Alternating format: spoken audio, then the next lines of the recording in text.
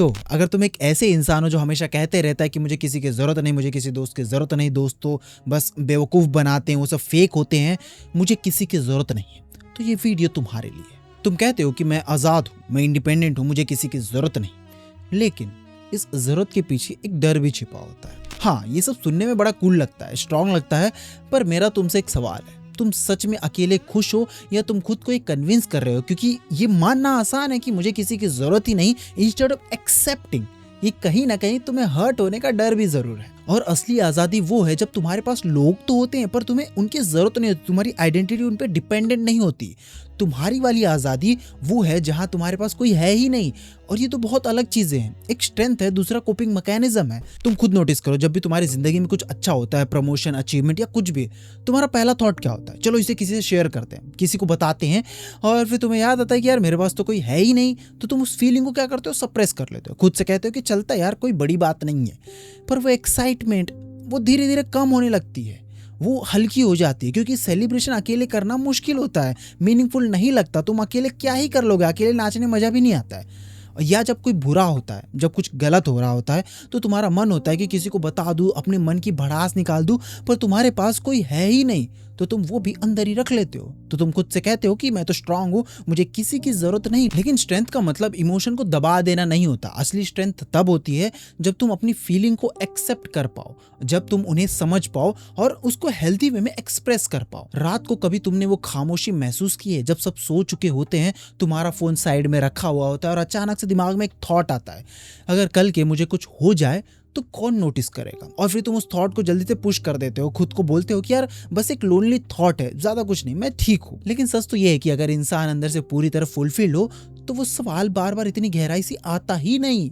और अगर वो सवाल आ रहा है तो मतलब कहीं ना कहीं कुछ खाली है। और जो नैरेटिव तुमने बना लिया है सब फेक है, लोग बस यूज करते हैं, किसी पर ट्रस्ट नहीं करना चाहिए, शायद वो सिर्फ बिलीव नहीं है तुम्हारा, शायद वो एक तरह का प्रोटेक्शन है। हो सकता है कभी किसी ने तुम्हें हर्ट किया हो, बिट्रे किया हो, डिसअपॉइंट किया हो, और धीरे धीरे तुमने डिसाइड कर लिया हो कि ट्राई ही मत करो, क्योंकि अगर रिस्क लोगे तो हर्ट भी हो सकते हो। तो तुमने एक शील्ड बना ली, एक ऐसी वॉल जहां तुम खुद को बोल सको मुझे किसी की जरूरत नहीं। लेकिन प्रॉब्लम ये है कि कभी कभी वो शील्ड प्रोटेक्शन से ज्यादा एक प्रिजन बन जाती है, एक पिंजरा बन जाती है, और फिर इंसान सेफ तो फील करता है पर कोई कनेक्शन नहीं बना पाता, क्योंकि वो शील्ड किसी कनेक्शन को अंदर आने नहीं देती। इंटरेस्टिंग बात ये भी है कि तुम सोशल मीडिया पे घंटों बैठे रहते हो, स्क्रॉल करते हो, दूसरे की लाइफ को देखते हो, कमेंट्स पढ़ते हो, वीडियो को कंज्यूम करते रहते हो, और सच बोलो ये भी कहीं ना कहीं कनेक्शन की नीड ही है। बस डिफरेंस ये है कि यहाँ वल्नरेबिलिटी नहीं चाहिए, कोई रिस्क नहीं है, कोई रिजेक्शन का डर नहीं, कोई इमोशनल एफर्ट नहीं है, तुम बस स्क्रीन देख रहे हो और स्क्रीन के उस पार के इंसान से थोड़ा कनेक्ट होने की कोशिश कर रहे हो। ये सेफ लगता है, लेकिन सेफ होना और रियल लाइफ कनेक्शन होना दो बहुत ही अलग चीज है।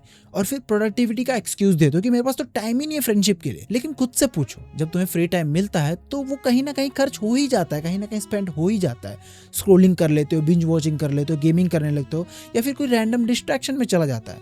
तो प्रॉब्लम सिर्फ टाइम का नहीं है, कभी कभी प्रॉब्लम ये होती है कि रियल कनेक्शन एफर्ट मांगता है, प्रेजेंस मांगता है, थोड़ी वल्नरेबिलिटी मांगता है, और तुम शायद वो देना नहीं चाहते। और वल्नरेबिलिटी बहुत ज्यादा स्कैरी लगती है, इसलिए इंसान कभी कभी बिजी हूं ऐसा जताता है, पर असल में उसे बस इमोशनली खुद को गार्डेड कर रखा होता है। एक चीज और नोटिस करो, जब भी किसी के साथ नेचुरली कनेक्शन बनने लगता है तुम थोड़ा डिस्टेंस क्रिएट करने लगते हो। तुम अगर देखते हो कि कोई तुम्हारे साथ थोड़ा ज्यादा क्लोज हो रहा है या फिर फ्रेंडली होने की कोशिश कर रहा है तो तुम अचानक कोल्ड हो जाते हो, रिप्लाई कम हो जाते हैं, इंटरेस्ट कम दिखाने लग जाते हो, और बाहर से लगता है कि जैसे तुम बस इंडिपेंडेंट हो, आजाद हो, तुम्हें किसी से अटैचमेंट नहीं है, लेकिन अंदर से कहीं ना कहीं तुम्हें एक डर होता है, अगर ज्यादा क्लोज हो गया तो हर्ट भी हो सकता हूँ। तो वॉल पहले ही खड़ी कर दी जाती है सेफ रहने के लिए, और फिर इंसान खुद को बोलता है देखो मैंने तो बाउंड्रीज सेट की, मैं इमोशनली डिपेंडेंट नहीं हूँ। लेकिन कभी कभी बाउंड्रीज और इमोशनल स्केप में बहुत पतली लाइन होती है, और फिर कंपैरिजन आता है। तुम उन लोगों को देखते हो जो लोनर इमेज कैरी करते हैं, सक्सेसफुल, मिस्टीरियस, डिटैच्ड, और लगता है कि शायद यही आइडियल जिंदगी है, वो बस दिखा रहे होते हैं। लेकिन किसी की सरफेस को देखकर उसकी पूरी इमोशनल रियलिटी समझ नहीं आती। बहुत लोग बाहर से सेल्फ सफिशिएंट दिखाते हैं, लेकिन अंदर कहीं ना कहीं उन्हें कनेक्शन की जरूरत होती है, उन्हें कनेक्शन की उम्मीद होती है, क्योंकि सच तो ये है कि ह्यूमन नेचुरली कनेक्शन के लिए वायर्ड है। ये कोई वीकनेस नहीं है, तुम्हारी बायोलॉजी है जो तुम्हें दिखाती है ना कि वो डिस्टेंट है, वो उसे किसी की जरूरत नहीं है, वो डिटैचमेंट प्रैक्टिस कर सकते हैं बहुत इजीली। शायद से वो बस एक चेहरा हो, शायद से वो अंदर से अटैचमेंट चाहते हो, नहीं मिल रहा हो। कभी कभी कुछ लोग दूसरों की फ्रेंडशिप देख के इरिटेट हो जाते हैं। तो जो ये इरिटेशन होती है दूसरे की क्लोज फ्रेंडशिप को एंजॉय करता देखकर, वो सिर्फ इरिटेशन नहीं होती, कभी कभी वो एक लालसा होती है, एक ऐसी चीज की लालसा जो तुम भी फील करना चाहते हो लेकिन एक्सेप्ट करना मुश्किल है कि मुझे भी ऐसा कनेक्शन फील करना है। तो क्रिटिसाइज करना इजियर लगता है इंस्टेड ऑफ एडमिटिंग कि शायद मुझे भी ऐसा कनेक्शन चाहिए, शायद मुझे भी ऐसी जिंदगी जीनी है, मुझे भी ऐसे दोस्त चाहिए। हो सकता है अभी शायद तुम सब मैनेज कर रहे हो, अकेले रहना कंट्रोलेबल लगता हो, लेकिन 10-20 साल बाद जब लाइफ थोड़ी हैवी होगी, जब हेल्थ इश्यू आएंगे, जब इमोशनली किसी की जरूरत फील होगी, तब क्या होगा? एक बात समझ लो, रिलेशनशिप इंस्टेंट नहीं बनती, ट्रस्ट एक दिन में क्रिएट होता ही नहीं, ये सब टाइम के साथ बिल्ड होता है। और अगर इंसान हर कनेक्शन से बच के ही चलता रहे तो धीरे धीरे उसके पास सिर्फ डिस्टेंस ही रह जाएगा, उसके पास कोई कनेक्शन नहीं होगा। और हाँ, इमोशनली इंडिपेंडेंट होना इंपॉर्टेंट है, लेकिन मुझे किसी की जरूरत ही नहीं और मैं खुद को संभाल सकता हूँ, ये दोनों सेम चीजें नहीं है। और मैं जानता हूँ कहीं ना कहीं सबसे बड़ा डर वल्नरेबिलिटी का है, क्योंकि फ्रेंडशिप का मतलब होता है अपना रियल साइड दिखाना, वल्नरेबल होना, अपनी इनसिक्योरिटीज, अपने फेलियर्स, अपने कंफ्यूजन। और उसमें थोड़ा सा रिस्क होता है, जजमेंट का, रिजेक्शन का या डिसअपॉइंटमेंट का। तुम सोचते हो कि वो मेरे बारे में क्या सोचेगा, इसलिए डिस्टेंस थोड़ा सेफ लगता है। लेकिन प्रॉब्लम ये है, वही वॉल्स तुम्हें दुख से बचाती भी हैं लेकिन कनेक्शन से भी दूर रखती हैं, और तुम शायद बहुत वक्त तक अकेले रह जाते हो।